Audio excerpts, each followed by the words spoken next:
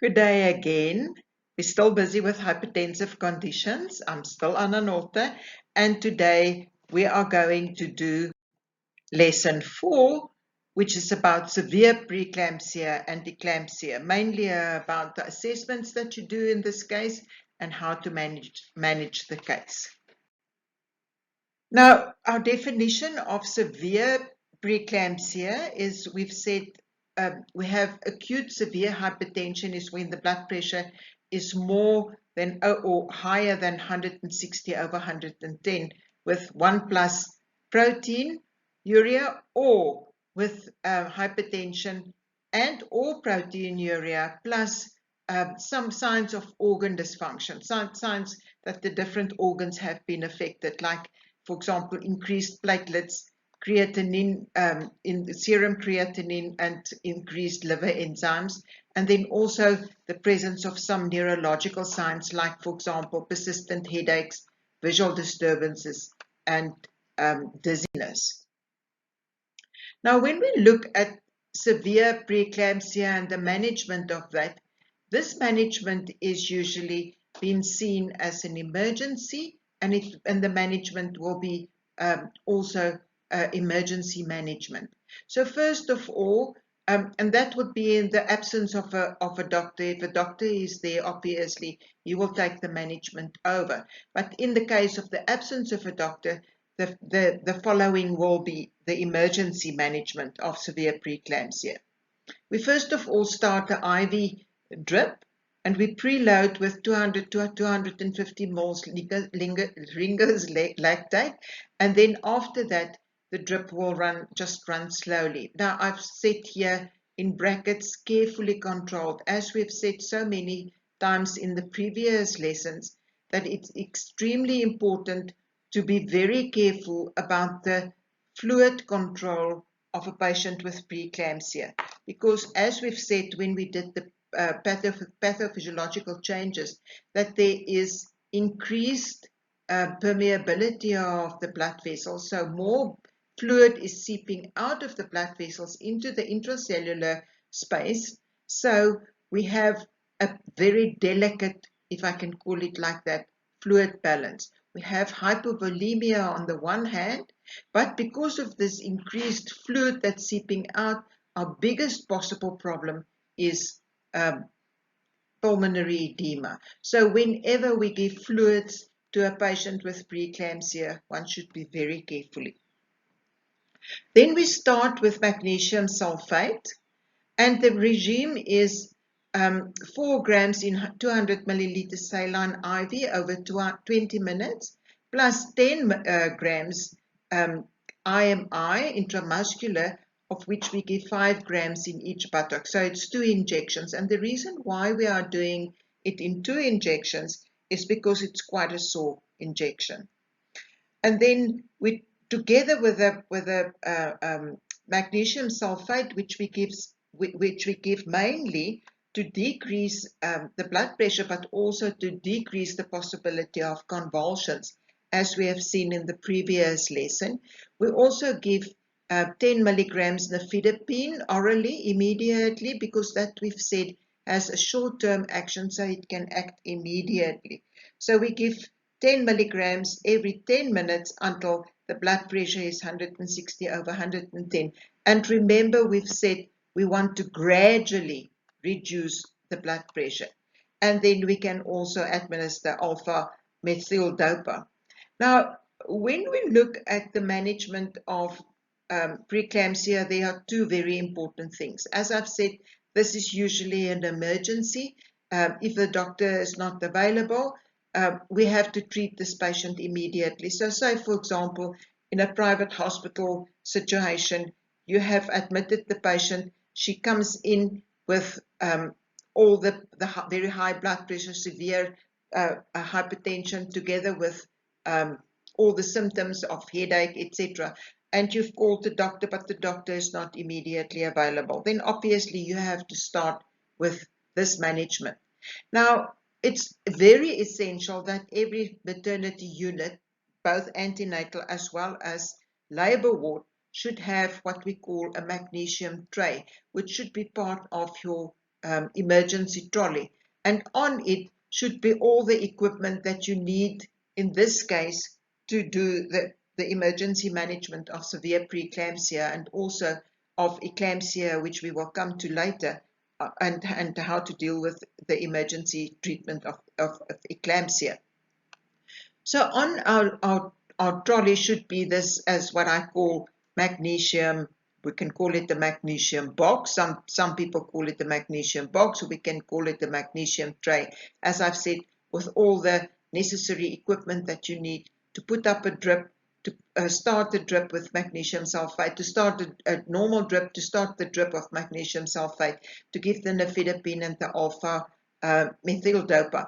Now, what's also very important, except for the fact that these medications should be on the tray, I think it's also very important that you have a card or some other thing with all the normal dosages on it, so that when you start doing, for example, the magnesium sulfate, that you know exactly what the dosages should be, that you should put 4 grams in 200 milliliters same line and give 10 grams intramuscularly.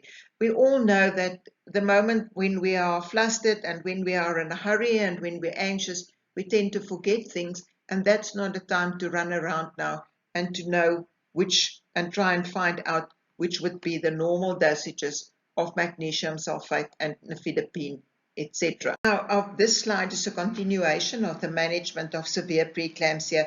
In the first slide, previous slide, we've talked about the different medication that we need to give immediately when the patient is being admitted with severe preeclampsia. And then added onto that, we should insert the indwelling urinary catheter, which is very important because, as we've said previously, two things. The one is that the control of the input and output of these patients are extremely important. And secondly, because oliguria is one of the late signs of severe preeclampsia as well. So it's important to measure the urinary output. We should also assess and control the blood pressure. The reason why I've put a query every 15 minutes here, it really depends all on the patient's condition. Sometimes we might irritate the patient more by taking a blood pressure more often. And if it's really serious, we do need to take the patient's blood pressure very often. So anything from every 15 minutes to every 30 minutes to every an hour, depending on how serious the patient's blood pressure is. Now, initially, we would also like to assess the patient's blood pressure more often because we are giving medication and we need to see what the effect of the medication is, but we also want to gradually decrease the blood pressure and just make sure that the blood pressure is not going down too quickly. The patient should be nursed in a lateral position, which she should always be nursed in and not lying on her back. And then blood tests should be done to measure all those things that we said so often already, the serum creatinine, the uric acid, the liver function tests, the liver enzymes, the coagulation, full blood count, etc., to make sure or to determine to what extent the organs have already been affected. Then we need to record the intake and output, as I've said, with a urinary catheter, that's so important. And then the fetal condition, although I've said the fetal condition is second priority to the maternal condition, we also want to make 100% sure that it's going well with the fetal condition, that it's going well with the fetus. It doesn't help to get the mother in an optimum condition and then it's not going very well with the fetus. So in this case, we would like to do the fetal heart rate, monitor the fetal heart rate with the CTG, continuously or intermittently depending on how serious the condition is, and also from time to time do ultrasound in examinations to make sure that the fetus is in a good condition, and then to observe for signs of imminent eclampsia. And we have talked about the signs several times: headache, dizziness, flickers before the eyes, epigastric pain, etc. Now, when we come to eclampsia, obviously that is an emergency situation, and we can't wait for a doctor to come and treat the patient with eclampsia. That's really an emergency that needs to be treated immediately. Now, the eclampsia is, as we've said, it's preeclampsia that goes over into convulsions. So in the case of eclampsia, the woman is having convulsions. Now, these convulsions are very similar to patients who are getting epileptic fits. The convulsions are more or less the same. The woman also gets the premonition or a sign that tells her that something is going to happen before the onset of the tonic phase, which is the phase where she really has the convulsions. Now, the other signs of imminent eclampsia, which can be part of this premonition or it can be separate from it, is, as we have said now several times, visual disturbances, severe headaches. There might even be some nausea and vomiting, epigastric pain, and oliguria of less than 800 milliliters in 24 hours. Now, eclampsia, which is very important, can occur unexpectedly without warning signs, and this is very important. Preeclampsia and eclampsia is almost, want to say, a funny condition in the sense that we get women with blood pressures of 200 over 160 and with almost no organs being affected or affected, and then we get women with a blood pressure of almost just 141 over 91, and they have severe signs of preeclampsia and very soon go into eclampsia. So it's very difficult. It's very difficult to expect it and to know when it's coming. We can, to a certain extent, rely on the signs of imminent eclampsia, but then, as we're saying here, it can occur unexpectedly without warning signs in very healthy. Now, this slide just gives us an overview of what happens exactly during eclamptic fit or during the convulsions of eclampsia. And as I've said, we get a very similar pattern than what we get in a grand mal epileptic fit. It follows the pattern of a tonic phase where all the muscles are being in a spasm, and then a clonic phase where we get this typically contract and relaxation of the muscles, and then we get a post-convulsive or a comatose phase. And this differs a lot between different individuals, how long each of these phases take and what happens. Now, during this a muscle contraction and relaxation where the woman is actually having the convulsions, these convulsions might be quite strong, and the woman might even, there's always this big danger that the woman might get injured during this phase. So trying to prevent injuries is very important. And then the other very important thing is, because of this tonic phase, during this tonic phase, all the respiratory muscles are in a spasm. So during this phase, the mother is not getting any new oxygen. So it might cause a total hypoxia, a condition of hypoxia in the mother. Now, how do we manage this eclampsia? Now, the main aim is to control the convulsions because, as I've said, during the convulsions, there's a condition of hypoxia. The mother is not getting enough oxygen and she might injure herself, and also to prevent further convulsions, because if there are more convulsions, the more convulsions there are, or more episodes of convulsions, the bigger the possible incidence of organ dysfunction, if I can call it like that, and the possibility of injuries. So first of all, we need to shout for help, and the mother now gets preference. The maternal condition is now our preference, and we don't worry, in inverted commas, at this stage about the fetus. So we turn our patient on her side if we can, and we try and get the airways open so that we can suction the airways, and we also try to prevent any injuries. So it might also be here a good idea to insert an oral airway, so to make sure that the airways are open and that the mother doesn't bite her tongue. And then we give oxygen per face mask to increase the percentage or the oxygen levels in the maternal blood as much as we possibly can.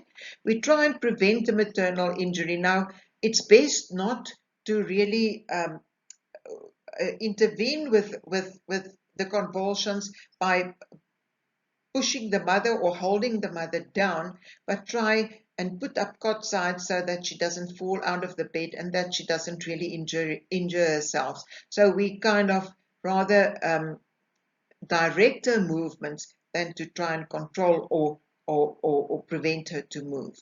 Now, after the treatment and after the convulsions have subsided, it's always a good idea to put in an indwelling catheter because, again, the control of the input and the output is so important during this phase, and we also want to see how much urine the mother is actually passing at this stage.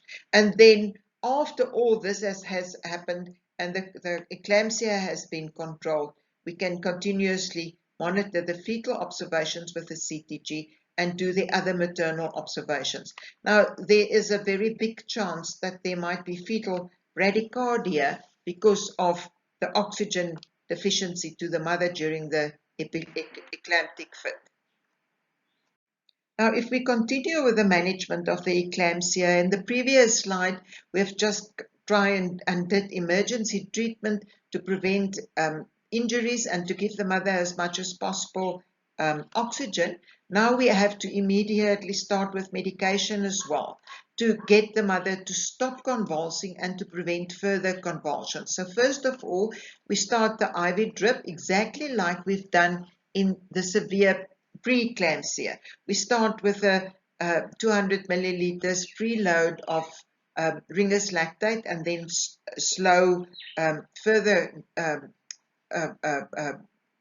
fluid of Ringer's lactate. And here, very important, as I've said previously, is to control and very carefully check the input and the output so that we don't overload the mother and cause pulmonary edema. We start the magnesium sulfate and the regime is exactly again the same as in the serious pre-eclampsia, where we give the IVI magnesium sulfate and then the intramuscular on each, the 10 grams, 5 grams and 5 grams on each buttock. Now, Neprosol or dehydrolazine is also a very good way to manage the maternal blood pressure, to decrease the maternal blood pressure, but this drug has to a very large extent been discontinued in large parts of South Africa, so it's not so easily available anymore. But what we can then also do together with magnesium sulfate is to add 10 milligrams of nifedipine immediately, and then as the same regime as we've done in the serious pre-eclampsia is to keep on continuing the nifedipine till the blood pressure has been controlled. Also then methyl-dopa we can give Aldomet as we've said over a long-term period that will decrease the blood pressure.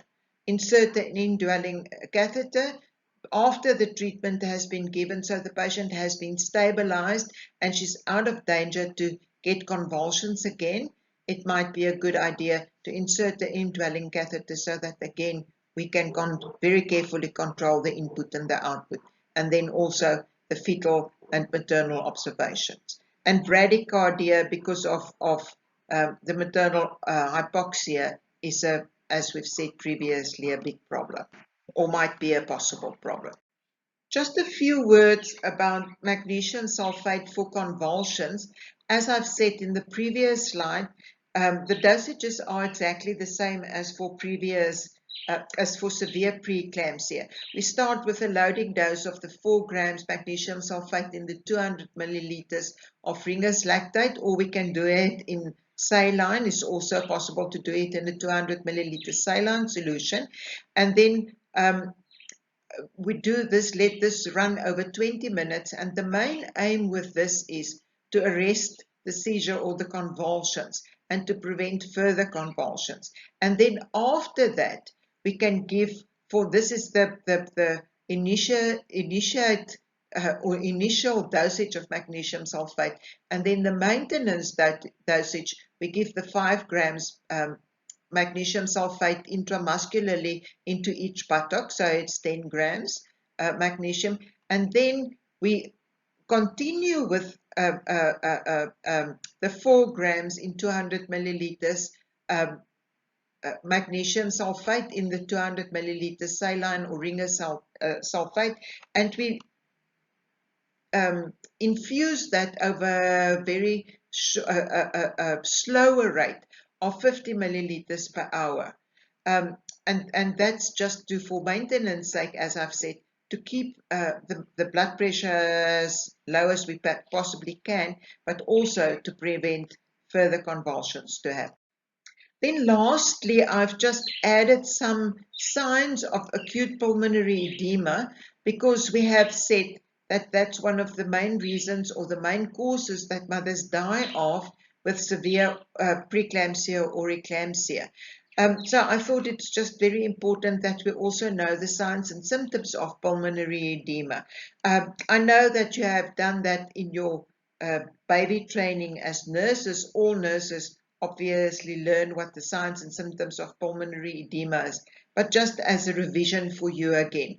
Extreme shortness of breath or difficult breathing, because now remember there's now literally edema in the extravascular space of the lungs. So the lungs are being filled with fluid, which makes it very difficult for the lungs to breathe in and out and expand with the inhalation and to get smaller in the exhalation. So that causes the shortness of the breath and the difficulty in breathing. And the patient might complain about a feeling of suffocation or drowning, which gets worse when they are lying down. So obviously these patients should be nursed in a more sitting up position.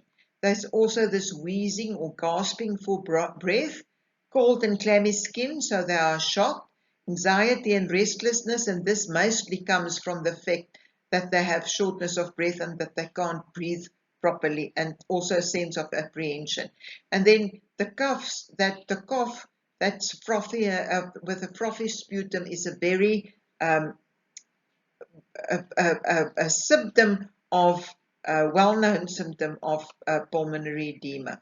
Then we get cyanosis, and then together with this we also get the rapid and irregular heartbeat, because obviously the heart tries and beat as fast as possible to get the oxygen, the little oxygen that it gets in from breathing, to distribute it through the body. And that brings us then to the end of hypertension, and I hope that you have learned something again, and I hope that you will be able to deal with these emergency situations if they do arise.